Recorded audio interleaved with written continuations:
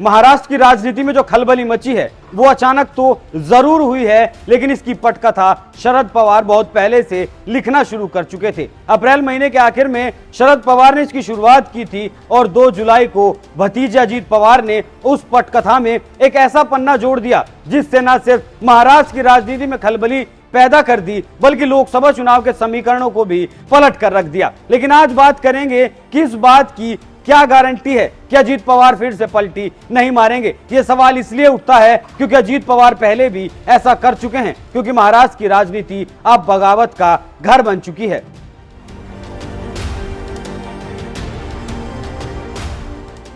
नमस्कार, NMF news देख रहे हैं आप। मैं हूं आपके साथ अभिषेक पुंडीर। याद करिए 27 अप्रैल 2023 का दिन, जब शरद पवार ने मुंबई में कहा था कि किसी ने मुझे कहा है कि रोटी को सही समय पर पलट देना चाहिए और अगर सही समय पर नहीं पलटी तो वो कड़वी हो जाती है। अब सही समय आ गया है तो रोटी पलट जाने का, उसमें देरी अब नहीं करनी चाहिए। इस बारे में मैं वरिष्ठ नेताओं से आग्रह करूंगा कि वो इस पर काम शुरू करें। शरद पवार के इन शब्दों से साफ समझा जा सकता है कि अजीत पवार कभी भी खिलाफत कर सकते हैं, क्योंकि वो भरोसा तो साल 2019 में ही खो चुके थे। यहाँ सवाल उठता है कि क्या शरद पवार अजीत के बारे में सब कुछ जान चुके थे और इसलिए उन्होंने बेटी सुप्रिया सुले को पार्टी का कार्यकारी अध्यक्ष बना दिया।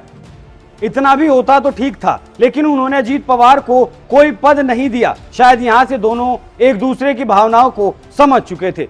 शरद पवार के इस बयान से कयास लगाए जाने लगे थे कि उनका इशारा भतीजे अजीत पवार की तरफ है। इसके बाद एकाएक कई ऐसे घटनाक्रम हुए जिनसे साफ होने लगा था कि अजीत पवार अब कभी भी बगावत कर सकते हैं। इंतजार था तो सिर्फ सही मौके का। शिवसेना के बाद एनसीपी में पड़ी फूट से अब शरद पवार वाले गुट में भी खलबली मची हुई है और बयानों का दौर लगातार जारी है। शरद पवार के भतीजे अजीत पवार ने 2 जुलाई को ठीक उसी अंदाज में उप मुख्यमंत्री पद की शपथ ली जैसा उन्होंने 2019 में बगावत के समय किया था और गुपचुप तरीके से डिप्टी सीएम पद की शपथ ली थी। इस बार अंतर इतना था कि उनके साथ एनसीपी के 8 और नेताओं ने भी मंत्री पद की शपथ ली। इस बार अंतर यह था कि एनसीपी के कद्दावर नेता भी इस बार अजीत के खेमे में थे और इतना ही नहीं, अजीत का दावा है कि उनके साथ 40 एनसीपी के विधायकों का समर्थन है।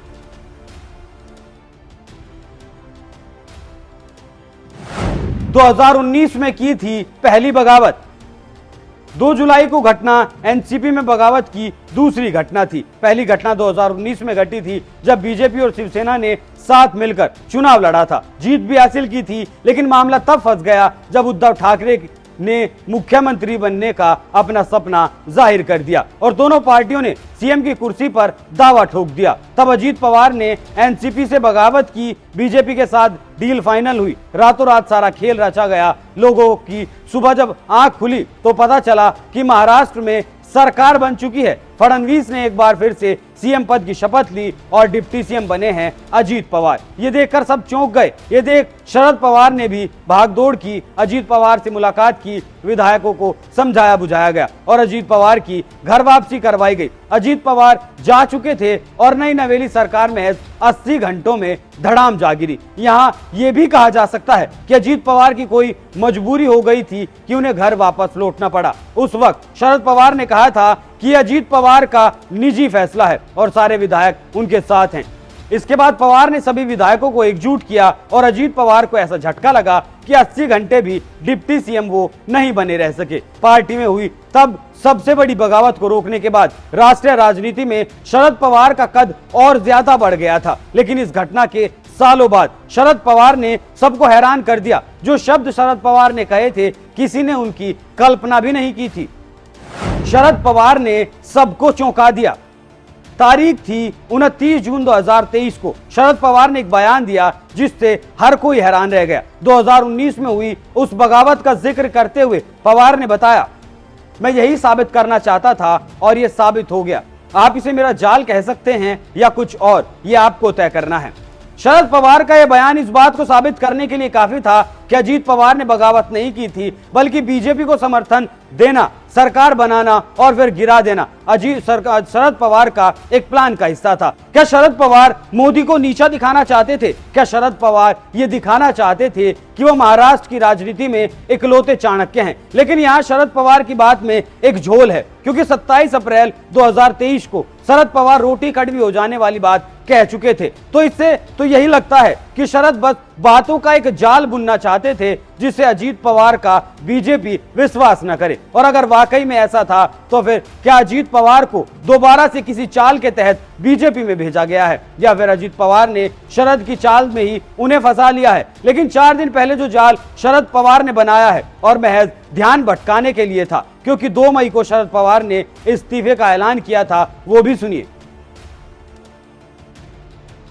पवार का इस्तीफा हकीकत या चाल? मई महीने की 2 तारीख को महाराष्ट्र की राजनीति से ऐसी खबर आई, जिस पर एक बार सुनकर तो किसी को भी यकीन नहीं हुआ था, लेकिन वो उस वक्त सच था।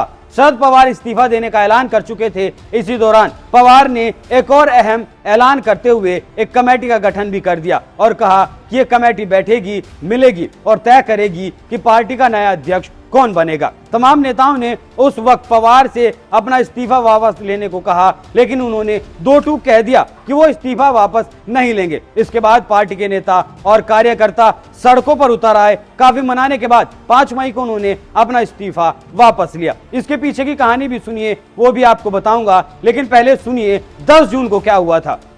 इसी तारीख को पड़े थे बगावत के बीच। एनसीपी में दरार तो पहले ही पड़ चुकी थी, लेकिन उसे ढकने की नाकाम कोशिशें लगातार की जा रही थी। 10 जून को एनसीपी के 25वें स्थापना दिवस के मौके पर शरद पवार ने भतीजे अजीत पवार को बड़ा झटका दे दिया। उन्होंने पार्टी के 2 कार्यकारी अध्यक्षों के नाम का ऐलान किया। ये दोनों नाम थे प्रफुल्ल पटेल और सुप्रिया सुले। वहीं जब अजीत पवार को लेकर सवाल पूछा गया, तो शरद पवार ने कहा कि अजीत नेता विपक्ष की जिम्मेदारी संभाल रहे हैं। अब इसके पीछे की कहानी समझिए। अगर शरद पवार के कहने पर अजीत पवार ने फडणवीस से हाथ मिलाया था, तो फिर पार्टी का अध्यक्ष अजीत पवार को क्यों नहीं बनाया गया? जब अजीत पवार शरद पवार के सबसे भरोसेमंद थे, तो फिर अजीत पवार को दरकिनार क्यों कर दिया गया? पहले 27 अप्रैल को और फिर 10 जून की घटना तल्खी को साबित कर चुकी थी, तो फिर 29 जून को शरद पवार के बयान का मतलब क्या है? इस बात का मतलब तो यही नजर आता है कि शरद पवार को भेद लग चुका था कि अजीत पवार बीजेपी के संपर्क में थे। हो सकता है शरद पवार ने अजीत पवार की छवि एक ऐसे नेता के रूप में गढ़ने की अपने बयान से कोशिश की हो, जिस पर विश्वास न किया जा सके। और अगर वाकई में इस बार फिर से शरद पवार की कोई चाल है, तो फिर ये बीजेपी के लिए बेहद ही शर्म की बात होगी। लेकिन इस बार 8 और कद्दावर नेताओं का भी अजीत पवार को समर्थन हासिल है, तो देखना दिलचस्प होगा कि ये कोई खेल है या फिर शरद पवार के साथ सच में कोई खेला हो गया। लेकिन गारंटी फिलहाल भी कोई नहीं है कि अजीत पवार फिर से पलटी नहीं मारेंगे। आप इस खबर पर क्या राय रखते हैं? हमें अपनी राय कमेंट कर जरूर बताएं। नमस्कार।